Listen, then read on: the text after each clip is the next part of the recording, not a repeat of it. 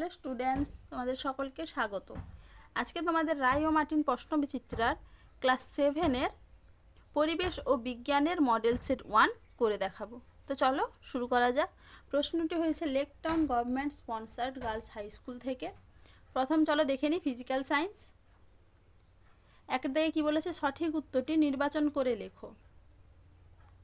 Celsius ও Fahrenheit স্কেলে বরফের গলনাঙ্ক যথাক্রমে অপশন ডি 0 ডিগ্রি থেকে 32 ডিগ্রি। পরের প্রশ্নে কি আছে, J10 প্লাস CuSO4কে বিক্রিয়া করলে J10SO4 প্লাস Cu বিক্রিয়াটি অপশন ডি প্রতিস্থাপন বিক্রিয়া। পরের প্রশ্নে কি আছে, লিনতাপ পদার্থের অপশন সি অবস্থারন্তর ঘটায়। পরের প্রশ্নে কি আছে, Na প্লাস আয়নে ইলেকট্রন সংখ্যা হলো অপশন বি 10। পরের প্রশ্নে কি আছে, তাপ পরিমাপ করার যন্ত্র অপশন বি ক্যালোরিমিটার। চলো এবারে দুই দিকে দেখে নিই। সংক্ষিপ্ত উত্তর দাও। কোনো পরমাণুর ভর সংখ্যা 23 এবং পারমাণবিক সংখ্যা 11 হলে নিউট্রন সংখ্যা কত? উত্তর হবে কি 12। পরের প্রশ্ন কি আছে, তাপ পরিমাপের এসআই একক কি? উত্তর হবে জুল।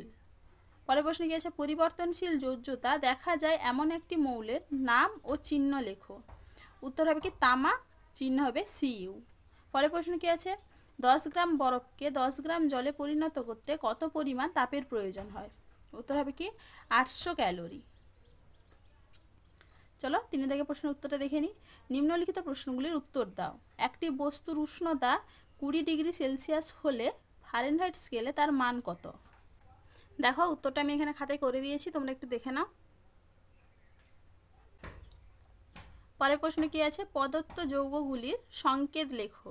অ্যালুমিনিয়াম সালফেট আর সোডিয়াম নাইট্রেট। দেখো যৌগগুলির সংকেত আমি এখানে লিখে দিয়েছি, তোমরা একটু দেখে নাও। চলো পরের প্রশ্ন কি বলেছে, প্রদত্ত বিক্রিয়াটির সমতা বিধান করো। বিক্রিয়াটির সমতা বিধান আমি এখানে করে দিয়েছি, তোমরা একটু দেখে নাও।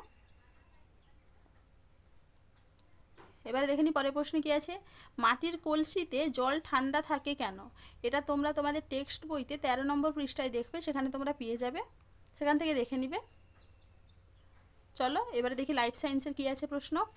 সঠিক উত্তরটি নির্বাচন করে বাক্যটিকে সম্পূর্ণ করে লেখো। লোহিত রক্তকণিকাতে উপস্থিত প্রোটিনটি হলো অপশন সি হিমোগ্লোবিন।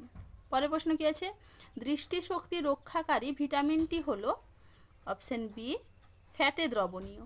পরের প্রশ্ন কি আছে, ওজন হিসাবে জলের পরিমাণ বেশি থাকে অপশন এ রক্তে। পরের প্রশ্ন কি আছে, ভাত আটাতে থাকা প্রধান খাদ্য উপাদানটির নাম হলো ড্যাশ। উত্তর হবে কি শর্করা। পরের প্রশ্ন কি আছে, ম্যারাসমাস রোগটি হলো ড্যাশ ও ড্যাশ এর অভাবজনিত ফল।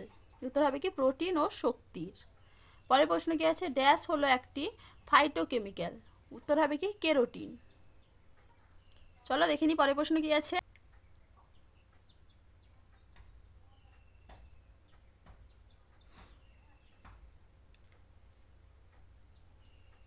এবার দেখো 3 দাগে উত্তর কি হবে ভিটামিন, আর পরের 3 ডবল এর উত্তর কি হবে সোডিয়াম ক্লোরাইড। এবার 4 দাগে প্রশ্ন কি আছে, মস্তিষ্কে জল কি রূপে অবস্থান করে? জীবদেহে তাপমাত্রা নিয়ন্ত্রণে জলের ভূমিকা লেখো।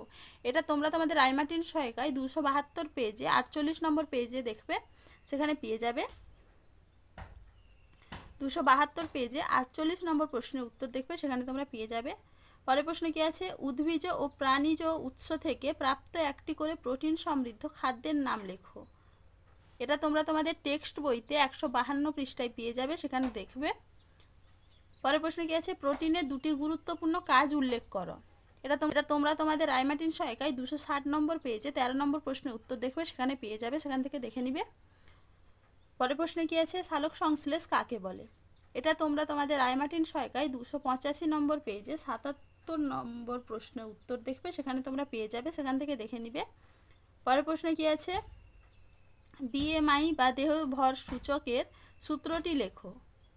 এটা তোমরা রায় মার্টিন সহায়িকায় 283 নম্বর পেজে 53 নম্বর প্রশ্নের উত্তর দেখবে, সেখানে তোমরা পেয়ে যাবে। তাহলে দেখো স্টুডেন্টস, আমি এখানে প্রশ্নগুলির উত্তর কত নম্বর পেজে কত নম্বর প্রশ্নের উত্তর তা লিখে দিয়েছি, তোমরা একটু দেখে নাও। চলো আজকে এইটুকুই, দেখা হচ্ছে পরের ভিডিওতে।